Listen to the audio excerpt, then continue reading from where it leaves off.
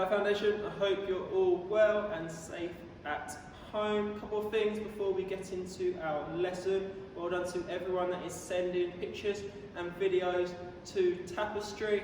I'm really enjoying seeing all of your hard work at home in your PE lessons, so keep sending them in. Also, those that are sending them in, I'm trying to write out as many Premier League certificates that I will hand out when you get to school. I've already written quite a lot of them. I've still got loads to hand out or to write up, so keep sending them in because I'll be able to give you a certificate when you come back to school. So keep working hard, maybe you'll get a Premier League certificate. For today's lesson, one of my favourite lessons, we're working on our coordination. You're going to develop your basic sending and receiving skills. So that's throwing and catching. Okay, so an important piece of equipment that you'll need today is a tennis ball or a smaller ball. If you don't have one of them at home, you could roll up a couple of socks. You could roll up some tin foil or paper. I'm not going to be doing any bouncing today, so it doesn't need to bounce, but you do need a small ball. Okay. Now, 3 PE checks that we must do before we start. The first one is making sure we have a nice safe place to do our PE lesson in. So your area needs to be clear of all or any objects, so we don't want to hurt ourselves. The second one is making sure you're wearing appropriate kit, so a PE top, PE shorts or bottom, and then making sure you have a water bottle close to you, because there's going to be times where you can pause the video, have a little drink and work on the activity that I've set you. Once you've done the 3 PE checks and you're all ready to start, let's get into our warm-up. You've got a safe space, let's get started. Jogging on the spot for the first one. Make sure you're getting your knees nice and high, so we're not travelling around. And then you're pumping them arms, so they're swinging down the side of our body. Then into a skip. So remember, it's a hop and a change of foot. Okay, still using my arms as I skip. Doesn't have to be a high skip, but breeze that knee nice and high up in front of you when you're skipping. Okay, again, I'm not going really quick. I'm finding a sensible speed for myself. And then let's go into our side shuffle, just like this. Okay? Great start, well done. We're going to do 2 more sets after this exercise. So that's 6 more movements. And that should make us nice and warm and ready. So remember, when we're side stepping, feet come together and then out. My feet are not touching, it's important. Keep your body facing forward. Back to a jog. This is called our second set. We've got 3 exercises, 3 sets, then we're done.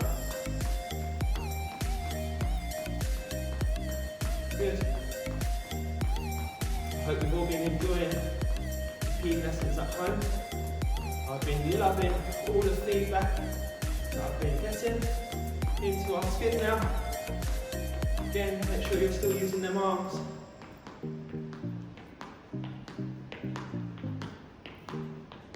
And side shuffle.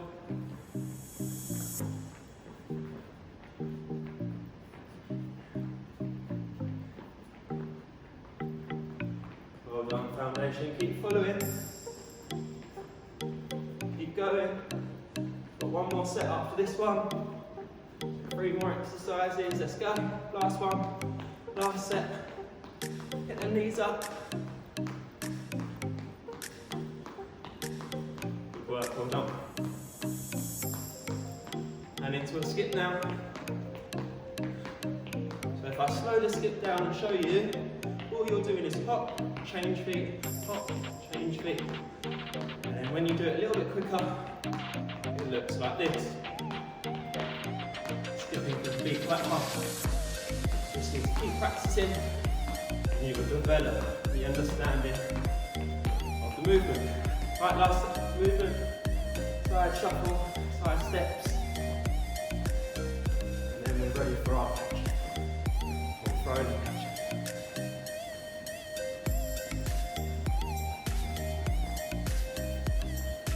Okay, stop there. Okay, pause the video, go and get yourself your first drink of the lesson, and then we'll get in.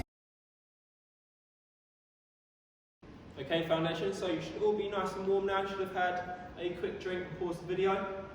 Let's get into our main activity. Like I said at the start, you do need a small ball. Tennis balls are probably the best piece of equipment that you could have. If you don't have a tennis ball at home, you can always roll up some socks, make a tin foil ball, a paper ball.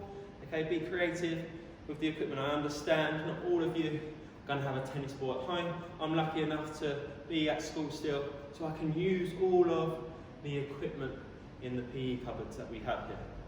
Okay, so I'm going to go through some throwing and catching activities, drills. Okay, you're going to just follow and just watch to start with, and then I'm going to go through 3 different throws and catches, and then you're going to have a little go on your own. I'm going to pause the video and have a go. Okay, the first one, the first one you're going to do is a simple two-handed throw and two-handed catch. Okay, I don't want it to go above your head, so very simple, 2 hands to throw, 2 hands to catch. Okay, to yourself, just in front of your face, I'm using both hands to throw, both hands to catch. Okay, that's the first one. The next one, we're going to do a one-handed throw and a two-handed catch. So watch me. 1 hand to throw, 2 hands to catch. 1 hand to throw, 2 hands to catch. And then keep going. And then at the moment, I'm just using my stronger hand, which is my right hand. Once you've had a little practice on that hand, so I would want you to do about 20 throws for each one. Okay? Then move on to your left hand to throw, 2 hands to catch. 1 hand, 2 hands. 1 hand, 2 hands. So I'm practicing in both hands with my throwing. That's really important that you do that because we want to get strong, okay, in both hands. And then the last one, you're going to throw 1 hand, catch with 1 hand. Okay, so I'm throwing with my right hand and catching with my right hand. Again, I'm not throwing it high. Not throwing it high. Good, remember 20, doing that activity, that drill, and then move on to your other hand. 1-handed throw, 1-handed catch, but now with my left hand. Okay? So they're the 3 different throwing and catching exercises that I want you now to do. Pause the video and off you go. Okay, foundation, so you should have had a go at the 3 different throwing and catching exercises that I just set you. Remember, I wanted you to focus on 20 catches. If you dropped one, that doesn't count as a catch, so you need to do that one again. Okay, so the first one was a 2-handed throw, 2-handed catch. The second one was a 1-handed throw, 2-handed catch, and then we just done a 1-handed throw, 1-handed catch. Again, working on both sides. I want you to practice your right hand and your left hand. Okay, you will find one of them is better at throwing and catching. That's fine. We need to try and practice both of them. Okay. Now let's talk, before I progress you on into another activity, let's talk about how we can improve our throwing and catching. Now, that activity we was throwing to ourselves. So a couple of things that I want you to think about is our arm movement. When we're throwing to ourselves, we want our equipment to go straight up and down. We don't want it to travel forwards or to the side. So there should be no swinging of the arm, it should be a push upwards. So my ball and my arm starts low and I push upwards because I want the ball to travel up and down, not side to side, not forwards and backwards. If I was trying to throw the ball to you, okay, I would swing my arm forwards and backwards. So there would be a swinging motion instead of a pushing upwards motion, okay? So that's something that I want you to think about whenever you're throwing equipment to yourself. You want it to stay as close to your body as you can because you have more control over it. So if you're throwing to yourself, it should be just an up and down motion. So start with ball low, push upwards, okay? The time when you let the ball go, so your release point is also really important. I don't want to let go of my ball when it's still very low here.